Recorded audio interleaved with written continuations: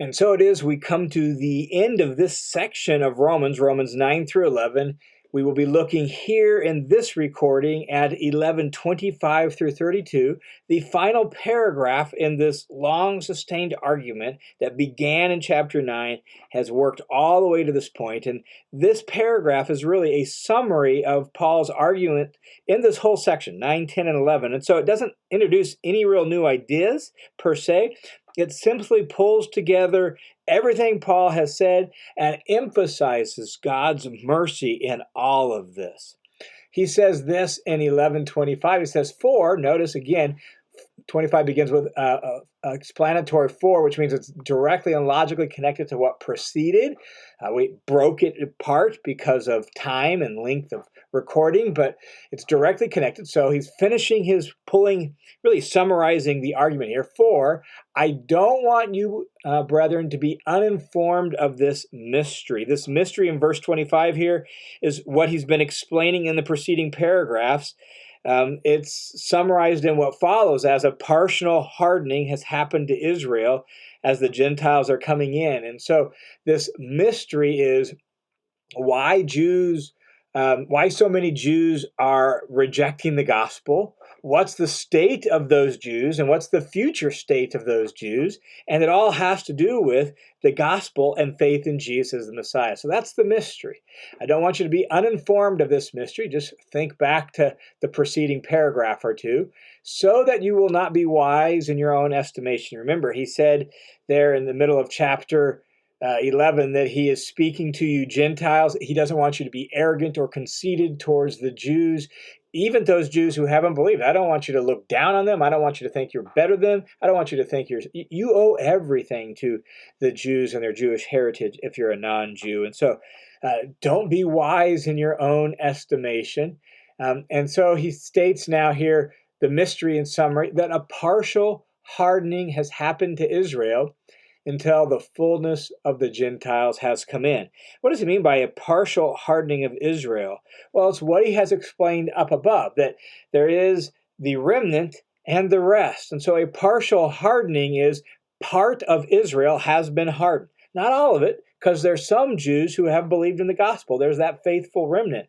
But there has been part of Israel that is hardened, that has been resistant to the gospel. Paul noted this in verse 7 where he said, you have those who have believed and have been faithful, right? They have obtained salvation by faith in the righteousness of God, and the rest were hardened. Well, that's what he means by a partial hardening here, is that the rest were hardened. So part of Israel has been hardened. And Paul says that this hardening will last until the fullness of the Gentiles has come in, until the full number of Gentiles has come in. And so when does that happen? Well, that happens at the end of time when Jesus returns. And so part of Israel is going to be resistant to and unbelieving of the gospel all the way up until the very end. And so for the whole history of the church, for the entire church age, from the first coming of Jesus till the second coming of Jesus, part of Israel is going to be hardened. It's just the way it's going to work. You're always going to have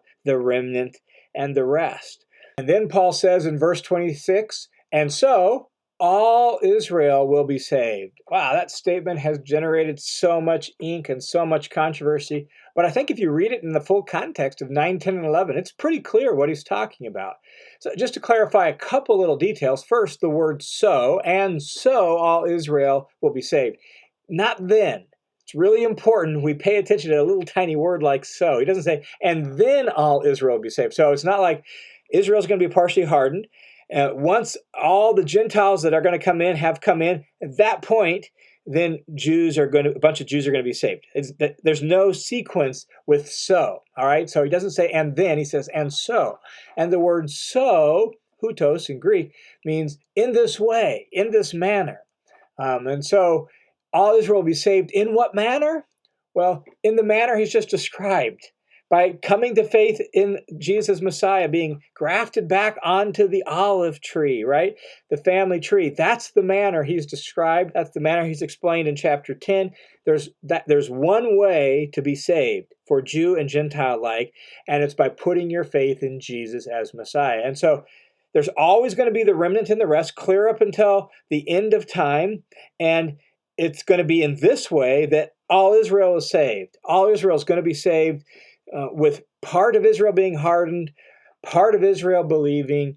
And when he says all Israel, you've got to hear Romans 9:6 echoing in your mind, because that's what started this whole conversation. They are not all Israel who are descended from Israel. Now, Paul has worked really hard to explain all of that, deal with the implications of all of that. And now what we see is, oh, I get who all Israel is. I've listened closely to Paul in chapter 9, chapter 10, and the first part of chapter 11. I get it, Paul. All Israel equals the faithful remnant of Israel, the believing remnant of Israel, now that Messiah has come. That's who all Israel is. It is that faithful remnant throughout time, and particularly in Paul's day and ours, the faithful remnant who has believed that Jesus is the Messiah. That's who he's talking about. And so, in this way, all Israel is going to be saved. You will know who all Israel is because they are the ones who have put their faith in Jesus as Messiah. That's how they're going to be saved. So, Paul has told us that they're not all Israel who have Jewish blood flowing through their veins.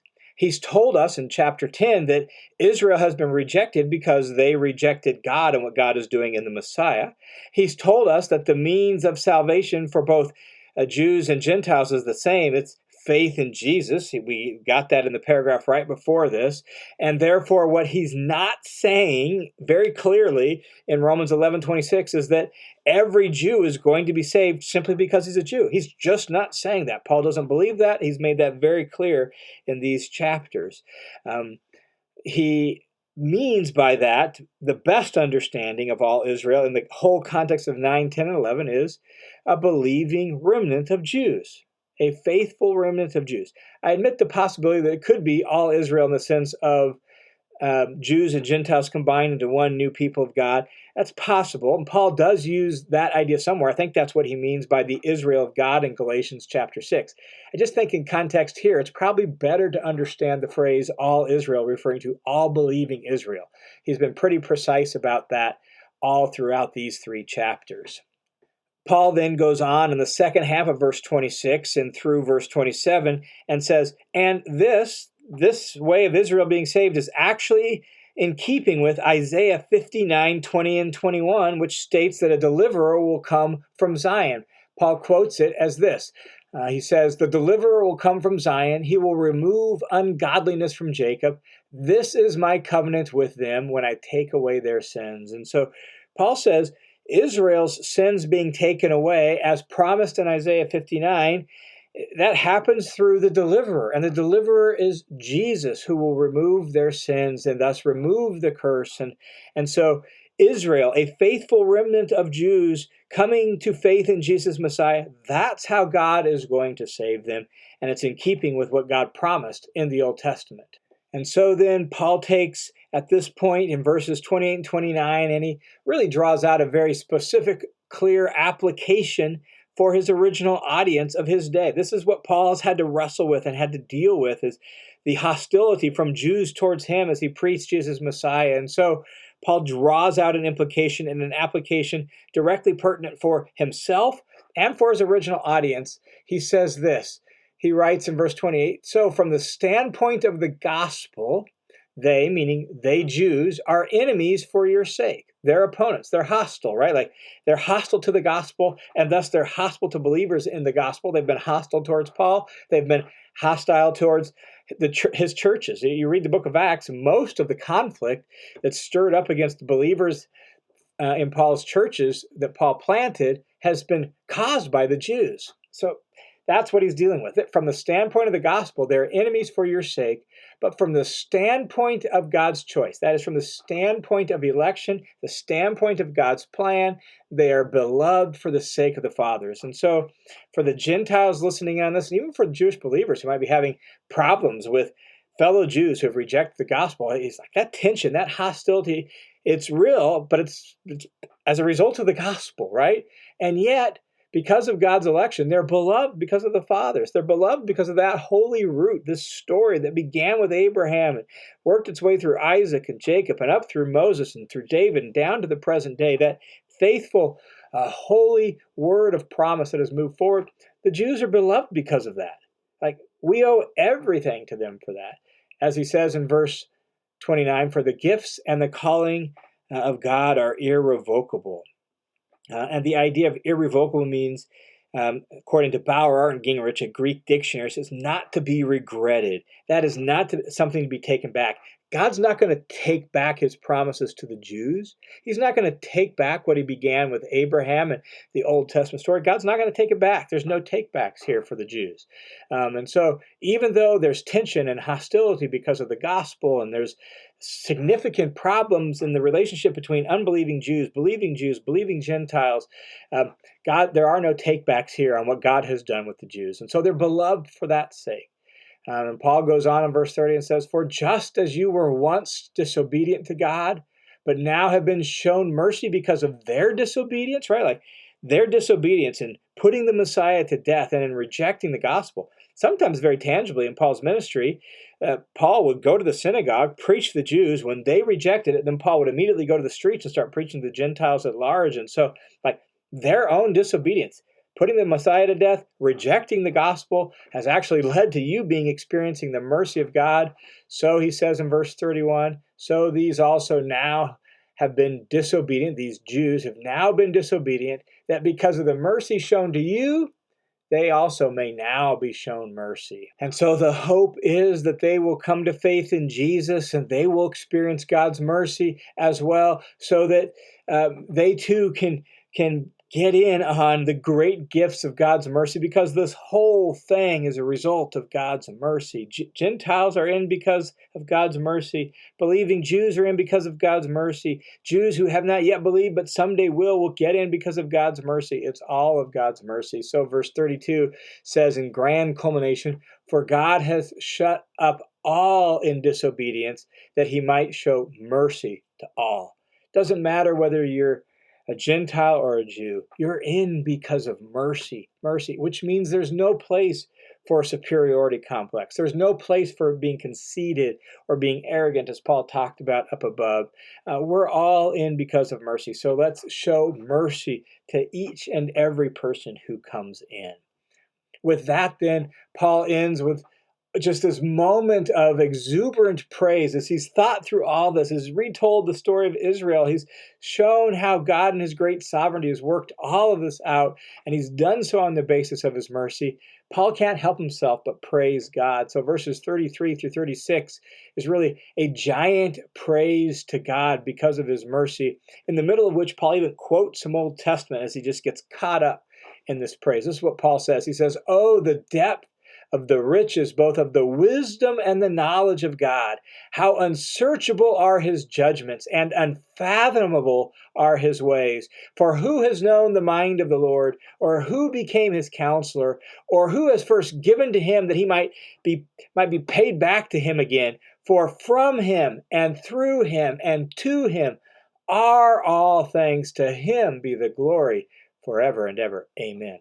And so when Paul looks back on this grand epic narrative, this grand story of which Israel has been a part, and now he himself gets to play a significant role, and the Gentiles are coming into, as Paul looks back over all of that, he is amazed at the sheer brilliance of God, the sheer wisdom and knowledge of God.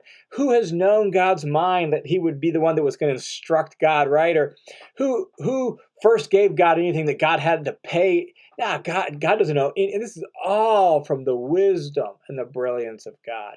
He ends in verse 36 by saying, for from him, that is from God, and through him, through God, and to him are all things. God is the source, the means, and the goal of everything that exists. He is at the heart of everything. So from him and through him and to him are all things. To him, to God, be the glory forever and ever. Amen. What a fitting doxology to conclude this section with, as Paul has just thought through the magnitude of what God has done from the beginning of the Old Testament story till the present day. And so let me end with just a couple reflections, concluding reflections that really are out of this section, but even more out of all of 9 through 11. The first is this: the need to believe. The need to believe. Those Israelites who are part of God's people at the present time are part of the faithful remnant.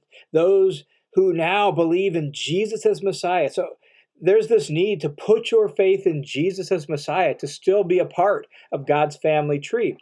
Those Gentiles, we Gentiles, who are part of God's people, we're those who believe in Jesus as Messiah.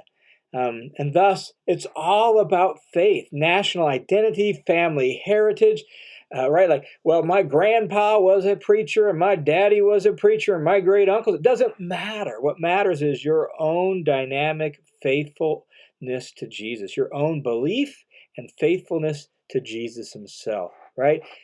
That's what qualifies us. That's what puts us on the tree, is simply trusting Jesus. So there's this need to believe in, trust in, be faithful to Jesus himself. That's the first concluding reflection. The second concluding reflection is this, and that is indebtedness and gratitude. Like we're here because of mercy. God didn't owe us anything, right? Like, he's not entitled to give us anything. He doesn't have to pay us back for anything. It's all because of his mercy. And so those of us who are Gentiles, we're unnatural members of God's family tree, as Paul called us earlier in chapter 11.